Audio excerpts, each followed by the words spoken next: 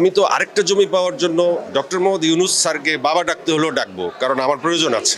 একেবারেই অনুচিত একটা গুনার কাজ। আমি নিজে অভিনেতা শাহরিয়ার নাজিম জয়ের বিরুদ্ধে জুলাই অগাস্ট হত্যাকাণ্ডে মামলা হয়েছিল। সেই সময়ের অভিজ্ঞতা খুবই খারাপ। যখন ইরেশ জাকেরের বিরুদ্ধে মামলা হলো, সেই অভিজ্ঞতায় তুলে ধরলেন এই অভিনেতা। জয় বলেন, অভিনেতা ইরেশ জাকেরের নামে মামলা দেওয়ায় সমস্ত শিল্পী সমাজের সঙ্গে আমিও তীব্র প্রতিবাদ জানাই। একটা জিনিস পাওয়ার জন্য মা, বাবা, দাদা সবকিছুই ডাকা যায়, এটা নিয়ে আমি মোটেও অনুতপ্ত নাই।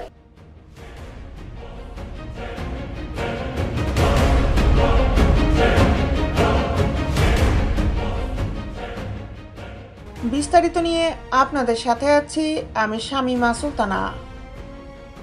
এই প্রসঙ্গে শাহরিয়ার নাজিম জয় বলেন, আজ থেকে ৮ মাস আগে আমার বিরুদ্ধে এরকমই একটি হয়রানিমূলক মামলা হয়েছিল।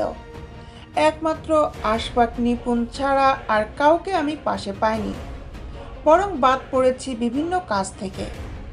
আমেরিকায় শো করতে গিয়েও ২-১ অতি উৎসাহী কলিগের কারণে মঞ্চে ওঠা তো দূরের কথা, আমাকে হোটেল থেকেও বের হতে দেয়নি।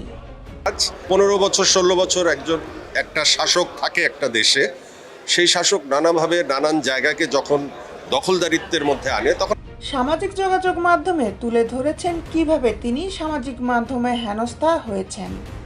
অভিনেতা বলেন, মামলার কারণে সামাজিকভাবে হেনস্থা হয়েছি।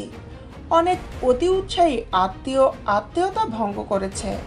অনেক কলিগ ফোনও ধরেনি, যোগাযোগ করেনি। শুনেছি আমার বিরুদ্ধে যে মামলা করেছিল সেই বাদী এখন থানায় আটক রয়েছে, বিভিন্ন জনের নামে মামলা দিয়ে টাকা খাওয়ার অপরাধে। আমার বিরুদ্ধে পুলিশ সুষ্ঠুভাবে তদন্ত করে আমার কোনো সম্পৃক্ততা পায়নি। তিনি আরও বলেন, যাক, আমি কারোর প্রতি দোষারোপ করছি না, সকলকেই ক্ষমা করে দিয়েছি। কিন্তু খুবই অসহায়।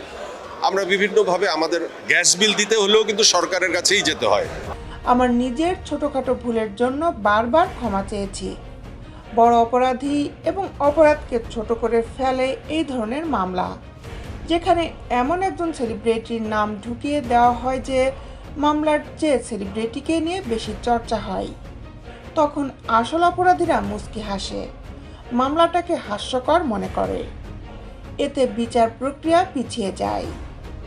এই অভিনেতা বলেন, আমরা চাই অপরাধীর বিচার হোক, যে যার জায়গা থেকে নতুন বাংলাদেশে ভুল সংশোধন করে নতুন করে বাঁচুক।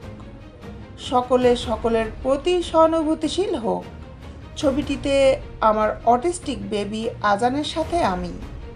অনেকের চোখে আমি খারাপ মানুষ হলেও আমার সন্তানের কাছে আমি সেরা। দেশ বিদেশের আপডেট নিউজ পেতে আমাদের সাথেই থাকুন। Justice television, Dhaka.